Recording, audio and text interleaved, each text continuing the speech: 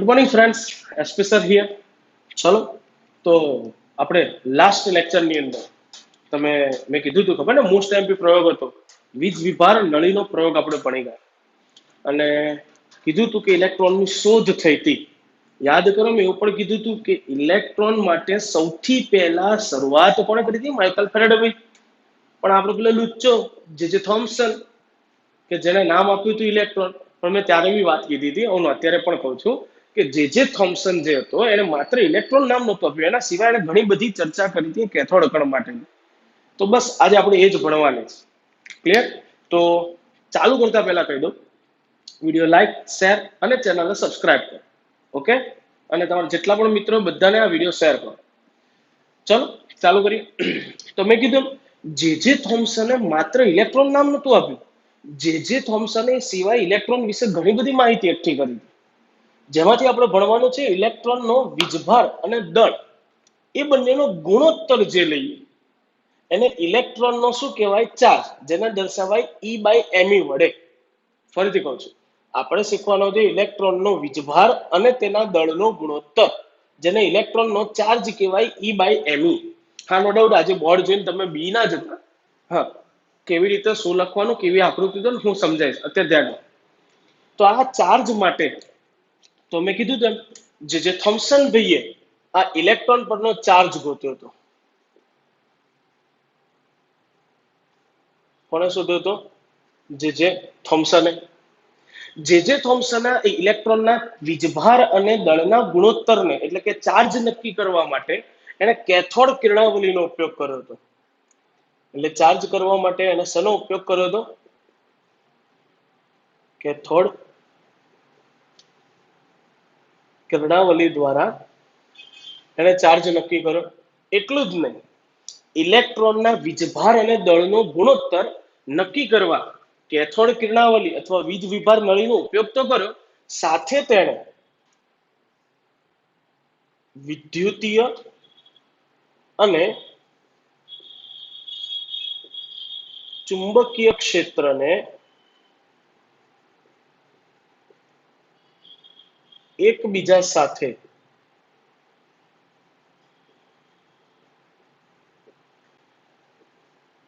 લંબ દિશામાં ગોઠવી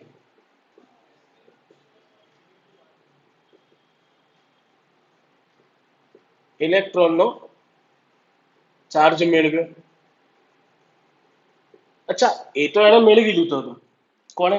જે થોમ્સન. ફરીથી કહું છું કે ઇલેક્ટ્રોનના વીજભાર અને દળનો ગુણોત્તર સૌપ્રથમ જે થોમ્સને રજૂ કર્યો હતો. જે થોમ્સને આ ગુણોત્તર નક્કી કરવા માટે કેથોડ કિરણાવલી એટલે કે વીજ વિભાર નળી દ્વારા પ્રયોગ કર્યો, જેમાં તેણે વિદ્યુતીય અને ચુંબકીય ક્ષેત્રને એકબીજા સાથે લંબ દિશામાં ગોઠવી ઇલેક્ટ્રોનનો ચાર્જ મેળવ્યો અથવા ઇલેક્ટ્રોનના વીજભાર અને દળનો ગુણોત્તર મેળવ્યો. લંબ દિશા એટલે ધારો કે વિદ્યુત ક્ષેત્ર આ દિશામાં હોય તો ચુંબકીય ક્ષેત્ર હોય ને લંબ દિશામાં ગોઠવાય. તમે જનરલી આ આકૃતિ જોતા હશો તો તમને એવું દેખાય છે કે આ દેખાય આપણો આ તાર અને એક આ તાર, એમાં બે ધાતુની પ્લેટો જોડી છે. એક તારને કેથોડ અને એક તારને એનોડ એટલે કે ધનધ્રુવ સાથે જોડેલ છે. તો આ છે વિદ્યુતીય ક્ષેત્ર, રેડ કલરનું દેખાતું હશે બધાને. અને એને જે લંબ દિશામાં વિદ્યુત ક્ષેત્ર, આ પ્લસ અને માઇનસ એટલે વિદ્યુત ક્ષેત્ર મેં આમ સીધી દિશામાં ગોઠવ્યું છે, તો એને લંબ એટલે બોર્ડની આરપાર થવાનું. ધારો કે બોર્ડ જે છે એ જ સમતલમાં વિદ્યુત ક્ષેત્ર, તો એને લંબ એટલે બોર્ડની આરપાર. તો આ બાજુ અને પાછળની સાઈડ એવી રીતે તમે જો 3D, મને ખબર છે શક્ય નથી 3D દોરવું, પણ તોય મેં થોડો ઘણો ટ્રાય કર્યો છે, દેખાતો બી હશે. આ ચુંબકીય ક્ષેત્રનો N ધ્રુવ અને આ ચુંબકનો S ધ્રુવ. તો ચુંબકીય ક્ષેત્ર જે આમ લંબ દિશામાં થવાનું અને વિદ્યુત ક્ષેત્ર આમ સીધી એટલે બીજાના લંબ થયા. તો એવી રીતે એનો ગોઠવણ કરી ઇલેક્ટ્રોનનો ચાર્જ મેળવ્યો હતો. એટલે ઇલેક્ટ્રોનના દળ અને વીજભાર અને દળનો ગુણોત્તર મેળવ્યો. પણ એને ખરેખર તો લુચ્ચો એટલે એને આ મેળવ્યું તો ખરું, પણ સાથે સાથે એને થોડી દલીલો કરી. શું દલીલ કરી? તો એને વિદ્યુતીય અને ચુંબકીય ક્ષેત્રની હાજરીમાં કણોનું તેમના માર્ગમાંથી જે વિચલન થાય એની માત્રાનો આધાર દર્શાવવા માટેની બાબતો કીધી. એટલે એનું કેવું શું હતું કે જ્યારે કેથોડ કિરણો જતા હોય, જો તમે વિદ્યુત કે ચુંબકીય ક્ષેત્ર લાગુ કરો તો એ કેથોડ કિરણો આપણે લાસ્ટ લેક્ચર ની અંદર ભણી ગયા હતા કે કેથોડ કિરણો જો વિદ્યુત કે ચુંબકીય ક્ષેત્ર ના હોય તો સીધે સીધા, પણ જો વિદ્યુત કે ચુંબકીય ક્ષેત્ર મૂકો તો એની હાજરીમાં એ કોના જેવી વર્તણૂક દર્શાવતા હતા? ઋણ વીજભાર જેવી. યાદ છે ને? અને એટલે જે કેથોડ કણો પછી ઋણ વીજભારિત છે એવું નક્કી થયું, એને જ નામ આપ્યું હતું ઇલેક્ટ્રોન. તો આવા જે કેથોડ કણો એટલે કે આપણા ઇલેક્ટ્રોન ગતિ કરતા હોય ત્યારે જો તમે વિદ્યુત કે ચુંબકીય ક્ષેત્ર મૂકો તો એમના માર્ગમાંથી વિચલન પામવાના ને, ગમે તે એક બાજુ ખસવાના. તો એ જે એનું વિચલન થયું એટલે ખસવાની જે માત્રા છે એનો આધાર કઈ બાબતો પર? તો 3 બાબતો એને કીધી. એક તો કણોના ઋણ વીજભાર પર, એટલે જે ઇલેક્ટ્રોન ગતિ કરતો હોય એ ઇલેક્ટ્રોનનો જો ઋણ વીજભાર વધારે હોય, સમજો આ એનોડ છે તો આ ઇલેક્ટ્રોન છે, તો ઇલેક્ટ્રોન એનોડ બાજુ જવાનો, ખબર છે ને? તો બધા નીચે કેથોડ, હવે નથી આમ રાખતો, સમજીજો. ત્રીજો હાથ ક્યાંથી લાવવાનો? એટલે આ એનોડ, આ કેથોડ. હવે અહીંથી ઇલેક્ટ્રોન આવતો હોય, જો ઇલેક્ટ્રોન પરનો વીજભાર વધારે હોય, તો એ શું થવાનું? વધુ વળાંક વળશે. પણ જો એનો વીજભાર ઓછો હોય તો એ ઓછો વળાંક વળશે. દેખાય ને બંને માર્ગો? ફરીથી ઇલેક્ટ્રોન જે સીધો જવો જોઈતો હતો એ વિદ્યુત ક્ષેત્ર કે ચુંબકીય ક્ષેત્રની હાજરીમાં કેટલું વિચલન પામશે, એના માર્ગમાંથી કેટલો ભટકી જશે, તો એનો આધાર એના પર રહેલા ઋણ વીજભાર પર હોય. જો એના પર ઋણ વીજભાર વધારે તો એ જતો હોય ત્યારે વિચલન વધુ પામે, આમ જવાનો સીધો. પણ જો એના પરનો ઋણ વીજભાર ઓછો તો એનું વિચલન ઓછું થાય, એના માર્ગમાંથી ઓછો ડાયવર્ટ થાય. ક્લિયર? બીજી બાબત, કણોના દળ પર, એટલે જે ઇલેક્ટ્રોન દોડતા દોડતા આવે છે એના દળ પર બી આધાર હોય. જો ઇલેક્ટ્રોન, જનરલી તમે બધા સમજી ગયા, થોડા પતલા હશો, તો જો ઇલેક્ટ્રોન તમારા જેવા હોય, હા નો ડાઉટ કોઈ માર જેવું હોય તો વાત અલગ છે, પણ જનરલી એ જતા હોય તો એમનું દળ ઓછું હોય. હવે જો દળ ઓછું હોય તો કોઈ આકર્ષતું હોય તો ફટાક લઈને એ બાજુ આકર્ષાશે, એટલે કે વધુ વિચલન પામશે. પણ જો મારા જેવું હોય દળમાં તો વિચારજો શું થાય? એટલે પેલો મરી જાય ખેંચીને, પણ આપણે તો નહીં જવાનું એટલે નહીં જ જવાનું. ખબર પડી ને? એટલે મારો કહેવાનો અર્થ એવો છે કે જો કણનું દળ આ દેખાય છે, જો આ કણનું દળ વધારે હોય તો એનું જે વિચલન થવું જોઈતું હતું એ ઓછું થાય. પણ જો કણોનું દળ ઓછું હોય તો વિચલન કેવું થાય? વધારે. એટલે વિચલનની માત્રાનો આધાર કણોના દળ પર પડી રહેલો છે, કણોના વીજભાર પર. અને હજી એક ત્રીજું ફેક્ટર કામ કરે, એ છે તમે લાગુ પાડેલા વિદ્યુતીય કે ચુંબકીય ક્ષેત્રની પ્રબળતા. ઇલેક્ટ્રોન જતો હતો, મેં વિદ્યુત ક્ષેત્ર લાગુ પાડ્યું, ઓછા વોલ્ટેજ હતા, ઓછા વોલ્ટેજ હશે તો ઓછું વિચલન થશે, પણ વધારે વોલ્ટેજ લાગુ પાડીશ તો વધારે વિચલન થશે. સમજાયું? આ મેં નથી કીધું, આ બધી જ બાબતો જે થોમ્સન ભાઈએ કીધી કે ઇલેક્ટ્રોન જ્યારે પોતાના માર્ગ પર ગતિ કરતો હોય ત્યારે એનું જો વિદ્યુત કે ચુંબકીય ક્ષેત્ર લાગુ પાડો તો વિચલન થાય, અને વિચલનની માત્રા આ 3 બાબતો પર આધાર રાખો. કયા 3 બાબતો? ફરીથી રિપીટ કરું છું. કણોનો ઋણ વીજભાર, કણોનું દળ, વિદ્યુતીય અને ચુંબકીય ક્ષેત્રની પ્રબળતા. ક્લિયર? એટલું જ નહીં, આ જે થોમ્સન ભાઈએ આની અંદર વધુ ડિટેલમાં અભ્યાસ કરીને એવું જણાવ્યું હતું કે જ્યારે કેથોડ કિરણો જતા હોય, હવે એનોડ છે જેમાં છિદ્ર પાડ્યું છે, તો વિચારો બધા કિરણો જતા હોય, છિદ્ર પાડો તો છિદ્રમાંથી અમુક કિરણ જ બહાર નીકળવાના. જો તમે વિદ્યુત કે ચુંબકીય ક્ષેત્ર લાગુ પાડતા નથી તો એ સીધા માર્ગ પર ગતિ કરી, આ પાછળ જે બ્લુ રંગનો દોરો છે એ છે ઝિંક સલ્ફાઇડનો પ્રસ્ફુરણ પડદો. અને મેં લાસ્ટ લેક્ચરમાં કહી દીધું, પ્રસ્ફુરણ પડદા પર શું કામ થાય? કણ અથડાય તો ઝબકારો થાય. તો અત્યારે કેથોડ કિરણ, અત્યારે મેં કીધું એમ ચુંબક કે વિદ્યુત ક્ષેત્ર નથી, તો એવા સમયે કેથોડ કણો એટલે કે આપણા ઇલેક્ટ્રોન સીધા માર્ગે નિર્ગમન પામશે અને કયા બિંદુએ ટકરાશે? બી બિંદુએ. હવે જો ખાલી આ કેથોડ કિરણો જે જતા હતા એના માર્ગ પર વિદ્યુત ક્ષેત્ર, ખાલી વિદ્યુત ક્ષેત્ર, એટલે આ રેડ રંગના દેખાય ને બે, એનોડ અને કેથોડ, ધાતુની પ્લેટો, એ જ મૂકવામાં આવે. એટલે જો માત્ર વિદ્યુતીય ક્ષેત્ર લાગુ પાડવામાં આવે તો આ કેથોડ કિરણો અથવા તો ઇલેક્ટ્રોન એ તેમના માર્ગમાંથી વિચલન પામી અને પાછળ રાખેલા પૃષ્ઠ પડદા પર કયા બિંદુએ અથડાશે? એ બિંદુ પર. યાદ રાખજો કેમ એ બિંદુ દેખાય છે, એનોડ છે ને, તો અહીંથી આમ જવાના કઈ બાજુ અથડાશે? એ ઉપર. અને એવી જ રીતે જો લંબ દિશામાં ચુંબકીય ક્ષેત્ર રાખો, હવે વિદ્યુત ક્ષેત્ર કાઢી નાખું છું. શું કાઢી નાખ્યું? વિદ્યુત ક્ષેત્ર કાઢી નાખ્યું. અને જો માત્ર ચુંબકીય ક્ષેત્ર મૂકવામાં આવે, શું મૂકવામાં આવે? માત્ર ચુંબકીય ક્ષેત્ર. તો જો કેથોડ કણોની આસપાસ માત્ર ચુંબકીય ક્ષેત્ર રાખવામાં આવે તો એ કેથોડ કણો વિચલન પામી અને કયા બિંદુએ ટકરાશે? સી બિંદુએ.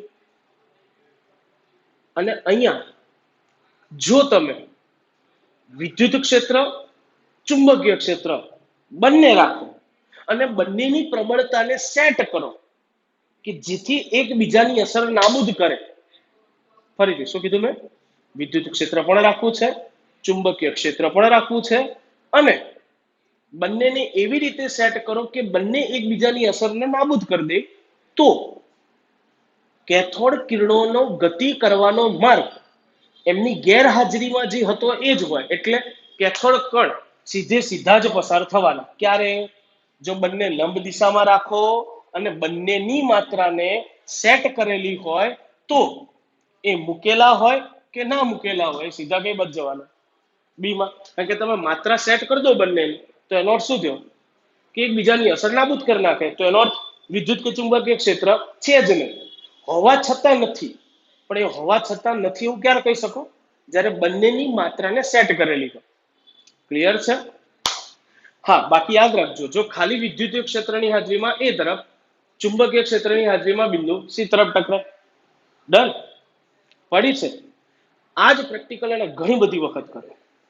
અને અહીંયાથી આ જે કેથોડ કણોનું વિચલન થાય છે એ વિચલનની માત્રા વિદ્યુતીય ક્ષેત્ર, ચુંબકીય ક્ષેત્ર આ બધાની માત્રાનો ડિટેલમાં અભ્યાસ કરી અને એને તારવી નાખ્યું હતું કે ઇલેક્ટ્રોનનો વીજભાર અને દળનો ગુણોત્તર જો મેળવવામાં આપણે ગણવા નહીં, એને તારવી દીધું છે. તો સીધી વાત છે, આપણે સ્વીકારી લેવું પડશે કે E/me નું મૂલ્ય એને કેટલું મળ્યું હતું? 1.758820 ગુણ્યા 1011 સી પ્રતિ કેજી. સી એટલે કુલંબ અને કિલોગ્રામ, કુલંબ પ્રતિ કિલોગ્રામ. પડે છે ખબર? મેં કીધું એમ E/me, જ્યાં E અને me શું છે? તો E એટલે થાય ઇલેક્ટ્રોન પરનો વીજભાર.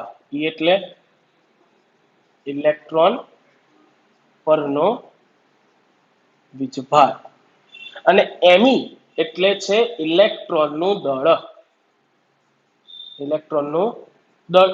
હવે જનરલી વીજભાર છે એ કયા એકમમાં મપાય? કુલંબ, જેની સંજ્ઞા સી, એટલે મેં અહીંયા લખ્યું છે સી. અને દળ આપણે અહીંયા લેવાનું છે કિલોગ્રામમાં. કિલોગ્રામ એટલે જનરલી આપણે એને શું લખીએ છીએ? કેજી. એટલે ચાર્જ, અને આખાને તમે ઇલેક્ટ્રોનનો ચાર્જ પણ વાંચી શકો. તો ઇલેક્ટ્રોનનો ચાર્જ શું મળ્યો? 1.758820 ગુણ્યા 1011 કુલંબ પ્રતિ કિલોગ્રામ. અને આ આંકડો તમારે ગોખવો પડે, કશું જ ના થાય. કારણ કે આ પ્રાયોગિક રીતે મેળવેલ છે, મેં નથી મેળવ્યું. પણ મેળવ્યું હતું જે થોમ્સન. ચાલો, તો અહીંયા સુધી બધાને ક્લિયર છે? ડન છે? મેં કીધું એમ જે થોમ્સને ઘણી બધી વખત પ્રયોગ કરી અને આ મૂલ્ય મેળવ્યું. એને આ વિચલન થયું, વિચલનની માત્રા, ચુંબકીય ક્ષેત્ર, વિદ્યુત ક્ષેત્ર વધારી ઘટાડીને જોયું અને એના આધારે આ મૂલ્ય નક્કી કર્યું. તો હવે પ્રશ્ન થાય, સાહેબ આ ઇલેક્ટ્રોન પરનો વીજભાર કેટલો હશે અને આ ઇલેક્ટ્રોનનું દળ કેટલું હશે? ચાલો, તો હવે જ સમજવાનું છે ઇલેક્ટ્રોન પરનો વીજભાર અને દળ. સૌથી પહેલા વીજભારની વાત કરીએ. ઇલેક્ટ્રોન પર વીજભાર કેટલો હોય એ સૌ પ્રથમ નક્કી કર્યું હતું R.A. મિલિકને. અને આ R.A. મિલિકને ભાઈએ ઇલેક્ટ્રોન પરનો વીજભાર નક્કી કરવા માટે તૈલ બિંદુ પદ્ધતિ વિકસાવી હતી. આ તૈલ બિંદુ પદ્ધતિ છે. જનરલી આ તમને પ્રવૃત્તિમાં આપેલ છે પણ સમજવું જરૂરી છે, એટલે સમજાવું છું. અચ્છા, આ સમજાવતા પહેલા કહી દો, આ આકૃતિ તમારે ક્યારે દોરવાના આવશે? ઇલેક્ટ્રોનનો ચાર્જની થિયરી પૂછે ને તમારે આકૃતિ દોરવી હોય તો એમાં આ તમારે જે મેં ચુંબક દોર્યું છે ને એવું દોરવાની જરૂર નથી ભાઈ. તમે માત્ર આ બે ધાતુની પ્લેટ દર્શાવી દો, અહીંયા N લખી નાખો ને અહીંયા S લખી નાખો તો બી ચાલશે. ક્લિયર? એવું જરૂરી નથી કે 3D માં ચુંબક દોરવું પડશે તો જ માર્ક્સ મળશે, જરૂરી નથી. માત્ર મેં કીધું એમ અહીંયા એન અને એસ, જો મેં એન અને એસ લખ્યા છે, ના દેખાતો હોય તો હું થોડુંક ફરતી કરી દઉં, એન દબાઈ ગયો છે.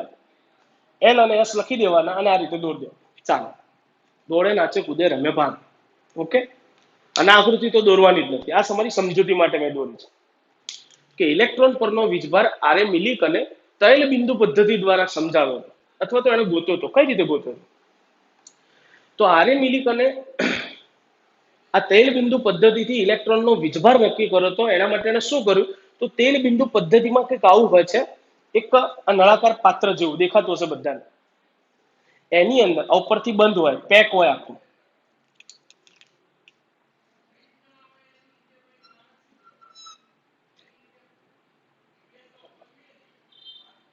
એટલે આ નળાકાર અહીંયાથી પેક છે, સમજો.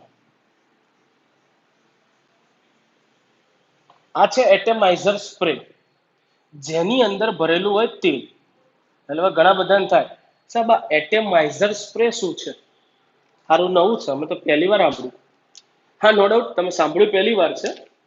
એટમાઇઝર સ્પ્રે એ એમ કરો, એટમાઇઝર સ્પ્રે ભૂલી જાઓ. બે તમે વાળંદની દુકાને જાઓ તો પેલું ખબર પાણી છાંટે કરે, આવો અવાજ બી આવે. એ જ વસ્તુ, એ જે આપણે જેને ખાલી ફુવારો કહીએ અથવા સ્પ્રે કહીએ, પણ એ જ વસ્તુ છે આ, એને જેમ જ કામ કરે. પણ એનું નામ એટમાઇઝર સ્પ્રે એટલા માટે આપ્યું છે કે અહીંથી જ્યારે તમે એને પ્રેસ કરો તો આ જે તેલના કણો છે એ અહીંથી જ્યારે બહાર નીકળે ને, તો એનો સ્પ્રે એટમ એટલે વન ટાઈપ ઓફ પરમાણુ જેટલા નાના કણોમાં વિભાજન થઈ જાય. એટલે એનું નામ શું આપ્યું છે? એટમાઇઝર સ્પ્રે. ક્લિયર? તો અહીંયા કરવામાં શું આવ્યું હતું? આ મિલિકન ભાઈએ એવું કર્યું હતું કે તેલ ભર્યું આની અંદર અને એટમાઇઝર સ્પ્રે થી સ્પ્રે ચાલુ કરે. હવે જેવો અહીંથી સ્પ્રે દબાવે એટલે આ તેલ જે હોય એ તેલના કણો અહીંયા નાના નાના નાના પાર્ટિકલ્સ ની અંદર વહેંચાઈ જાય અને ફુવારા સ્વરૂપે અહીંથી બહાર નીકળશે. આ તેલી બિંદુ દોર્યા છે, તેલ બિંદુ. ક્લિયર? હા, હવે તેલ બિંદુ અહીંયા જવાના તો બધાને ખબર છે યાર, ગુરુત્વાકર્ષણ યાર, નીચે શીઘ્ર પતન કરવાના. તો આ બધા જ બિંદુઓ નીચે જવાના, એટલે નીચેની તરફ ગતિ કરશે. પણ અહીંયા છે એક ધાતુની પ્લેટ તકતી ગોઠવેલી હોય ગોળ, એક અહીંયા નીચે છે. ઉપરની ધાતુની પ્લેટને બેટરીના ધનધ્રુવ સાથે, નીચેની ધાતુની પ્લેટને બેટરીના ઋણધ્રુવ સાથે જોડે, એટલે આ એનોડ થઈ ગયું. ના શું થઈ ગયું? કેથોડ. અત્યારે હાલ મેં આમાં વિદ્યુત પ્રવાહ પસાર કર્યો નથી. ક્લિયર?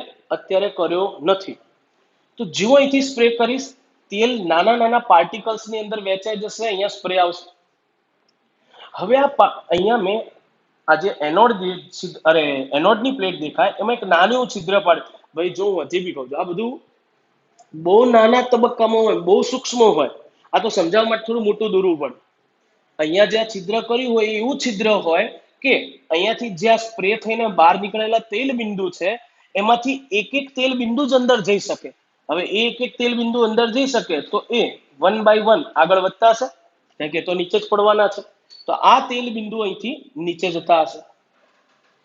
હવે જ્યારે આ તેલ બિંદુ અહીંથી નીચે જતા હોય ત્યારે જો હું બેટરી ચાલુ કરું તો વિચારો શું થાય? ના, ઉભા રહો, હજી બેટરી ચાલુ નથી કરવી. તેલ બિંદુ અહીંથી નીચે જાય, સમજો. આપણે અહીંયા સુધીની રચના બધા ધ્યાનમાં રાખજો. ફરીથી એકવાર રિપીટ કરી દઉં છું. એટમાઇઝર સ્પ્રેથી તમે સ્પ્રે કરો તો આ તેલ જે હોય એ નાના નાના પરમાણુ જેટલા કણોમાં વિભાજિત થાય અને સ્પ્રે સ્વરૂપે ફુવારો અહીંયા બહાર નીકળે. આ જે ધાતુની પ્લેટ હતી એમાં એવું છિદ્ર પાડ્યું હોય કે તેલનું એક એક કણ જ અંદરથી પસાર થાય, જે હવે નીચેની તરફ ગતિ કરતું હશે. આ દરમિયાન આ બાજુ એક દેખાય છે, જો એક્સ કિરણોનો સ્ત્રોત, એટલે એક્સરે મશીન મૂક્યું હોય કે જેમાંથી એક્સ કિરણો નીકળતા હોય. હવે એક્સ કિરણોની તાકાત કેટલી હોય કે એ આ એટમાઇઝર આખું જે સાધન છે, આ આખા સાધનની અંદર જે વાયુ ભરેલો હોય એ વાયુના કણો પર જ્યારે એક્સરે પડે, શું થયું? મેં એક્સરે ચાલુ કર્યો, એક બાજુ તેલના બિંદુઓ નીચે જઈ રહ્યા છે, અહીંથી એક્સરે ચાલુ કરો તો એક્સ કિરણો અંદર જશે અને આ જે વાયુના કણો હોય એટલે કે વાયુના અણુ હોય એ અણુમાં રહેલા પરમાણુનું બી વિખંડન કરી નાખે. એટલે કે એમાં રહેલા જેટલા પણ ઇલેક્ટ્રોનો છે ને બધા છૂટા પાડી દેશે. અને એમાંથી છૂટા પડતા ઇલેક્ટ્રોન જ્યારે ગતિ કરતા હોય ત્યારે આ તેલ બિંદુ એટલે તેલના બિંદુ હોય એની ઉપર એ જે કણ ભેગા થયા છૂટા પડ્યા હશે એ ધીમે ધીમે શું થવાના? ચોંટતા જવાના. તો જેના લીધે આપણા જે તેલ બિંદુ હોય એના ઉપર ઇલેક્ટ્રોન ચોંટવાથી એના ઉપર વીજભાર ઉત્પન્ન થાય. હવે શું દરેક તેલના બિંદુ પર એક સરખા ઇલેક્ટ્રોન ચોંટશે? બોલો, હા કે ના? ના, જરૂરી નથી. બધા ઉપર અલગ અલગ ઇલેક્ટ્રોન. એટલે વાયુના વિખંડનથી ઉત્પન્ન થયેલા કિરણો અથવા તો કણો, સોરી કિરણો ના કહેવાય, કણો, એ કણો તેલ બિંદુ પર જમા થશે જુદી જુદી માત્રામાં. હવે આ તેલ બિંદુ જે ઋણ વીજભારિત થઈ ગયા હશે થી નીચે પડતા હશે. કારણ કે હવે તમે એક્સરે પસાર કરી દીધો છે તો બધી જગ્યાએ ઇલેક્ટ્રોન ફેલાવો થઈ ગયો હશે, વાયુનું વિખંડન થઈ ગયું હશે. અને આ સમયે તમે બેટરી ચાલુ કરી દો. તો હવે જો શું થાય? બેટરી ચાલુ કરો તો શું થવાનું? એનોડ. તેલના બિંદુ નીચે જતા હતા, તેલના બિંદુ પર જમા થયા હતા ઇલેક્ટ્રોન, એટલે હવે આ તેલના બિંદુ ઋણ વીજભાર થઈ ગયા છે. અને એ જ્યારે નીચે જતા હતા, જેવી બેટરી ચાલુ કરીશ તો આ એનોડ છે તે ઉપરની તરફ ખેંચાવાના. પણ હું અહીંયા વોલ્ટેજ એવી રીતે સેટ કરું કે તેલના બિંદુ નીચે જતા હોય, પણ વોલ્ટેજ એવી રીતે સેટ કર્યા હોય કે જેથી એ ખેંચાઈને ઉપર ના આવી જાય, પણ જે જગ્યાએ હોય ને ત્યાં સ્થિર થઈ જાય. એટલે એમને ઉપર તરફ લાગતું આકર્ષણ બળ એમને નીચે તરફ લાગતા ગુરુત્વાકર્ષણ બળ જેટલું થઈ જાય. એટલે હું અહીંયા વિદ્યુત પ્રવાહ એવી રીતે મેન્ટેન કરું છું કે જેથી આ તેલ બિંદુ નીચે જતા હતા એના લીધે, નીચે જતા હતા ગુરુત્વાકર્ષણ બળને લીધે, પણ મેં મેન્ટેન કર્યું વિદ્યુત ક્ષેત્ર, તો વિદ્યુત ક્ષેત્રના લીધે કઈ બાજુ ખેંચાય? ઉપરની દિશામાં. કારણ કે આ એનોડ છે, એના ઉપર ચોંટાતા ઇલેક્ટ્રોન. હવે ઇલેક્ટ્રોન ચોંટાતા તો એ ઋણ વીજભાર હોય તો એ ઉપરની તરફ ખેંચાય. જો વધારે હશે તો બધા અહીંયાથી નીચે પડવાની જગ્યાએ ઉપર જશે. તો હું એને એવી રીતે મેન્ટેન કરું છું કે ઉપર બી ના આવે અને ગુરુત્વાકર્ષણ બળથી નીચે બી ના જાય. એટલે જેટલું એને અધો દિશામાં ગુરુત્વાકર્ષણ બળ લાગતું હશે એટલા જ પ્રમાણમાં અમે શું આપી દીધું હશે? એને વિદ્યુત, કે જેથી ઉપરની તરફ ખેંચાયેલા રહે. તો હવે અહીંયા આ કણોની ગતિ જે હતી એ સ્થિર થઈ ગઈ છે. એ જે ગતિ સ્થિર થયું હોય એ દરમિયાન મેં નહીં, આ મિલિકન ભાઈએ ટેલિસ્કોપ, આ માઇક્રો ટેલિસ્કોપ હોય એના દ્વારા એને અહીંથી જોયું અને આ જે તેલ બિંદુઓ જે પડતા હતા જે હવે સ્થિર છે, એ સ્થિર થયા બાદ એમના પરના વીજભારની ગણતરી એમણે કરી હતી. તૈલ બિંદુઓના દળ નક્કી કરી નાખ્યા, વિદ્યુત ક્ષેત્ર, વાયુમાંથી ઉત્પન્ન થયેલા વીજભાર, આ બધું જ ધ્યાનમાં લઈ અને જેટલા પણ કણો દેખાતા હતા એ 1 બાય 1 એ બધા પરના વીજભાર ગણે. આ બધું જ કામ પ્રાયોગિક રીતે મિલિકન ભાઈએ કર્યું. પણ એને એક વસ્તુ જોવા મળી કે આ જેટલા પણ તેલના બિંદુઓ હતા ને, એ તેલના બિંદુઓ પરનો વીજભાર જે હતો એ વીજભાર એક ચોક્કસ રીતે જોવા મળે. કેટલો? n ગુણ્યા q જેટલો. n ગુણ્યા q જેટલો એટલે q બરાબર એને જ્યારે ગણતરી કરીને મળ્યો તો જવાબ મળ્યો તો 1.6 ગુણ્યા 10⁻⁹. આ n શું છે? હવે એને ગણતરી કરી હોય ને ત્યારે કેવું થાય? જસ્ટ હું સમજવા માટે આંકડો લઉં છું. તો આપણે એવું સમજીએ કે આના પરનો વીજભાર હતો 2, સોરી અહીંયાથી ગણો, આના પરનો વીજભાર હતો 2, આના પરનો વીજભાર હતો 4, આના પરનો વીજભાર હતો 8. એટલે કેટલો મળ્યો? 2, 4, 8. બધામાંથી એક આંકડો કોમન નીકળે એટલે બધા પર 2 જેટલો વીજભાર તો છે, સમજી લો. પણ અહીંયા 2 ના ગુણ્યા 1 જેટલો છે, અહીંયા 2 ગુણ્યા 2 જેટલો છે, અહીંયા 2 ગુણ્યા 4 જેટલો છે.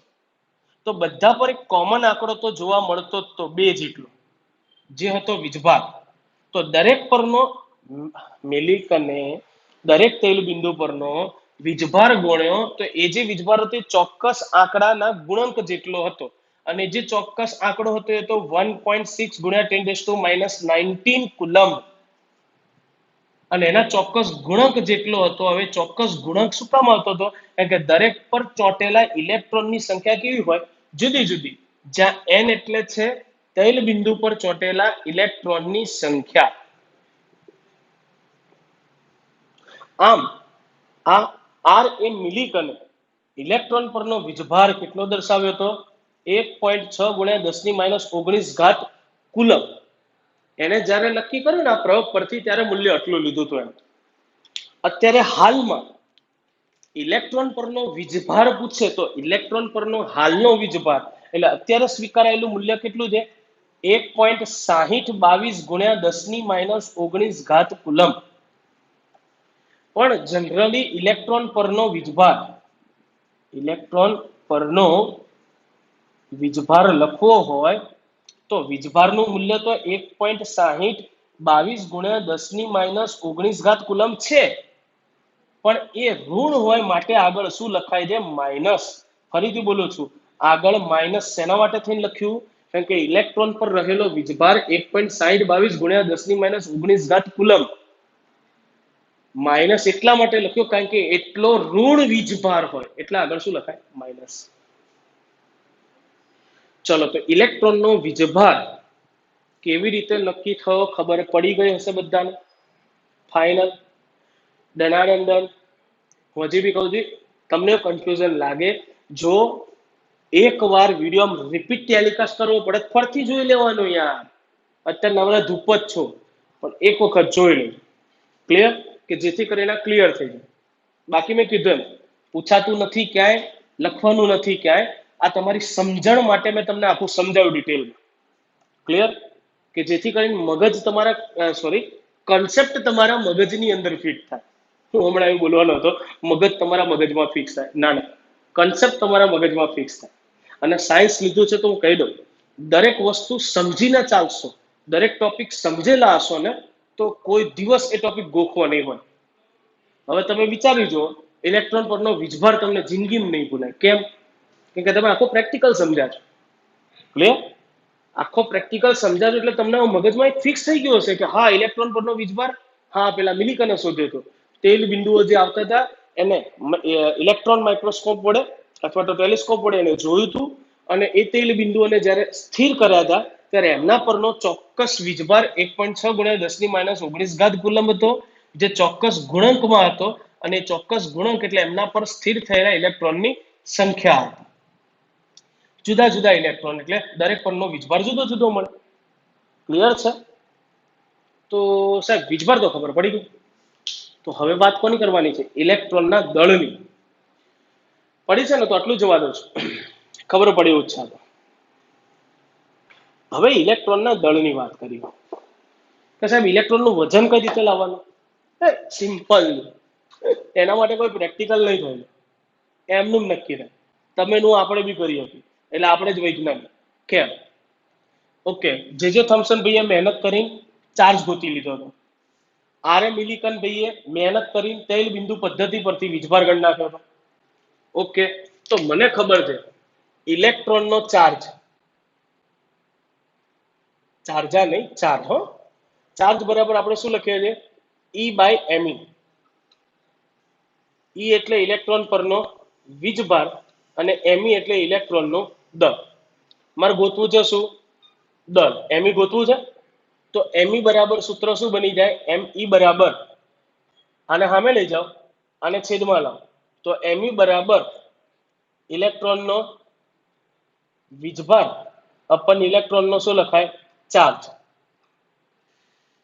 હા, વીજભાર અપન ચાર્જ. સમજો ને? ખાલી ઉપર વીજભાર છે અને છેદમાં શું છે? ચાર્જ. ઓકે, મને ખબર છે ઇલેક્ટ્રોનના વીજભારનું મૂલ્ય મને ખબર છે. બોલો, તમને ખબર છે? ખબર છે બે હમણાં તો લાય. કેટલું?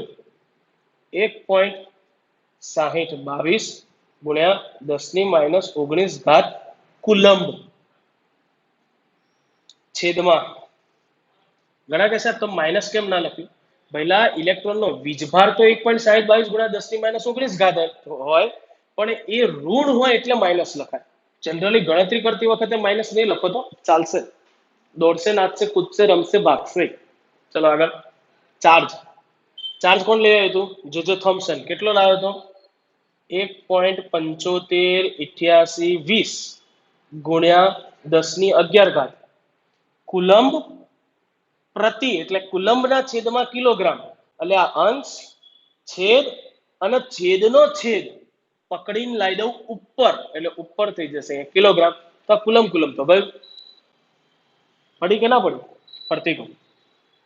વીજભાર હતો કુલમમાં, ચાર્જનો એકમ હતો કુલંબ પ્રતિ કિલોગ્રામ, અંશ છેદ અને છેદનો છેદ, છેદનો છેદ ક્યાં જશે? અંશમાં. કુલમ કુલમ ગયું. તો કિલોગ્રામ ઉપર લઈ લો, તો અહીંયા કિલોગ્રામ ડાયરેક્ટ લખું ઉપર, કુલમ તો જતું રહ્યું. હવે આની ગણતરી તમારે કરવાની છે કેલ્સીમાં. જો સાયન્સ લીધું છે એટલે કહી દઉં કે તમારે ગુજરાત બોર્ડ એનસીઆરટી ની જે પણ એક્ઝામ આપો એમાં કેલ્સી કેલ્ક્યુલેટર તમે લઈ જઈ શકો છો. તો તમારે આ ગણતરી કેલ્ક્યુલેટર ની અંદર કરવાની છે. એટલે હવે સળગતો પ્રશ્ન, સાહેબ कैसे होगा? ઘણા બધાને આવડતું પણ હશે, હું એવું નથી કહેતો બધાને નહીં આવડતું હોય, પણ જનરલી તમે કેલ્સીનો ઉપયોગ નથી કર્યો અત્યાર સુધી, તો તમારા માટે નવું છે. તો હાલ પૂરતું હું તમને સ્વ પ્રયત્ન આપું છું કે એકવાર તમે બધા ટ્રાય કરો. આનો જવાબ જો હજી બી કહો છો, કોઈને પૂછવાનું નહીં, કોઈ ક્યાં જોવાનું નહીં, જાતે એકવાર કેલ્સી લઈને મથો તો ખરી કે આનો જવાબ કઈ રીતે આવે. ક્લિયર? આનો જવાબ લાવી દેજો તમારી રીતે, હું લખતો નથી, તમે તમારી રીતે લાવી દેજો. બાકી આના પછીનો લેક્ચર નહીં અને એના પછીનો લેક્ચર, કારણ કે આના પછી આપણે શું જોઈશું? પ્રોટોન અને ન્યુટ્રોનની શું. ક્લિયર? અને એ પત્યા પછી હું તમને 3 મૂળભૂત કણો, ઇલેક્ટ્રોન, પ્રોટોન અને ન્યુટ્રોન, એના વિશેની થોડી આંકડાકીય માહિતી સમજાવીશ.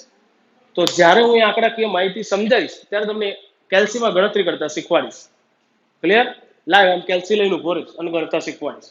ડન? પણ આની ગણતરી આજનો દિવસ જાતે કરો, આનો જવાબ હું ત્યારે લાવતા શીખવાડીશ. ડન? ચાલો, હું જોઉં તમને લોકોને કેટલું આવડે. ઓકે, બસ તો આજે અહીંયા સુધી રાખીએ, બાકી ટુ બી કન્ટિન્યુ નેક્સ્ટ ટાઈમ. ઓકે, ચલો બાય.